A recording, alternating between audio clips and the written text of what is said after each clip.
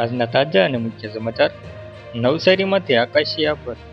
કાવેરી નદી બે કાંઠે થતા તડકેશ્વર મહાદેવ મંદિર ડૂબ્યું. રાજ્યમાં છેલ્લા 4-5 દિવસથી દક્ષિણ ગુજરાતમાં મેઘતાંડવ જોવા મળી રહ્યું છે. નવસારી અને વલસાડ જિલ્લામાં અનરાધાર વરસાદથી અનેક વિસ્તારોમાં જળમગ્ન થયા છે.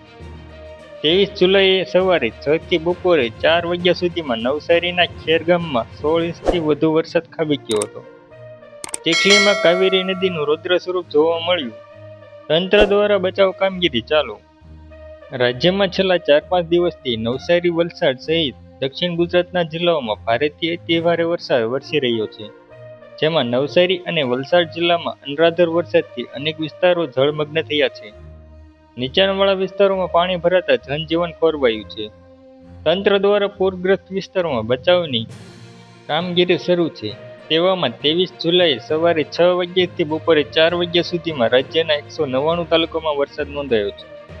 જેમાં સૌથી વધુ વરસાદ નવસારી ખેરગામમાં 16 ઇંચથી વધુ વરસાદ ખાબક્યો છે. જ્યારે ગણદેવી અને ચીખલીમાં માત્ર 2 કલાકમાં 8-8 ઇંચ વરસાદ જળબંબાકારની સ્થિતિ સર્જાઈ છે.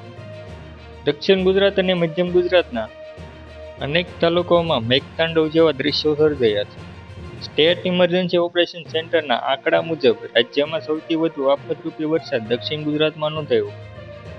અવિરત વરસાદથી નવસારી બેટમાં ફેરવાયું છે. આખું શહેર પાણીમાં ગરકાવ થયું છે. જ્યારે નજર કરીએ ત્યાં પાણીના દ્રશ્યો જોવા મળી રહ્યા છે. બીજી તરફ મેઘતાંડવથી નવસારીમાં નદીઓ બે કાંઠે વહેતી થઈ છે.